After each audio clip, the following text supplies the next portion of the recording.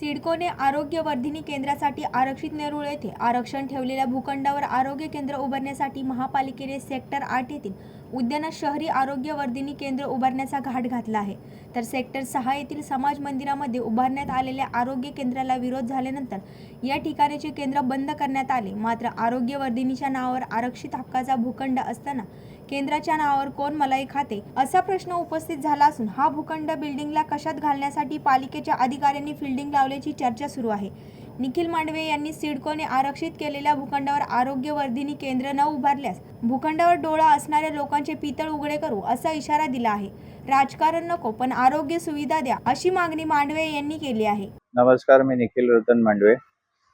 शहरी आरोग्यवर्धिनी केंद्र ही केंद्र शासनाची स्कीम आहे. ही केंद्र शासनाची स्कीम संसदरत्न खासदार नरेशजी म्हस्के साहेब यांनी या नवी मुंबईमध्ये राबवण्याचे योजले होते. त्याचाच पार्ट म्हणून माजी नगरसेवक रतनजी मांडवे साहेब यांनी नेरूळ सेक्टर 8 मधील प्लॉट नंबर 2A हा 5100 स्क्वेअर फीटचा प्लॉट आहे, जिथे ऑलरेडी महापालिकेच्या माध्यमातून UHP साठी रिझर्वेशन म्हणजेच सार्वजनिक आरोग्य केंद्रासाठी रिझर्वेशन ठेवण्यात आलेलं आहे. आणि हा जो प्लॉट आहे तो ॲग्रीमेंटच्या स्टेजमध्ये आहे, म्हणजे सिडकोकडून हा प्लॉट आपल्याला लवकरच मिळणार आहे.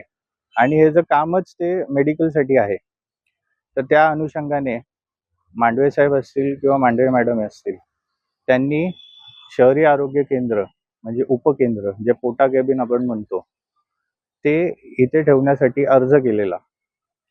21 नोव्हेंबर 2025 रोजी आपल्याला मालमत्ता विभाग असो किंवा हेल्थ डिपार्टमेंट असो यांनी इथे पोटा केबिन ठेवण्यात काहीच हरकत नाही म्हणून NOC दिली. परंतु त्याच्यानंतर काही राजकारण झालं.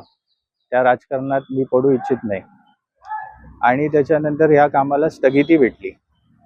21 नोव्हेंबर आणि आज तारीख आहे आपली 18 फेब्रुवारी. 3 महिन्याचा कालावधी उलटून गेल्यानंतरही आज पोटा केबिन इथे आपल्या इथे नाहीये. तर पोटा केबिन कुठे? तर गार्डनमध्ये. मला प्रशासनाला एवढंच विचारायचं आहे की हा जो प्लॉट आपण UHP साठी राखीव असताना आपण हे पोटा केबिन गार्डनमध्ये का ठेवलंय? अमोल कांबळे, जनशक्ती, नवी मुंबई.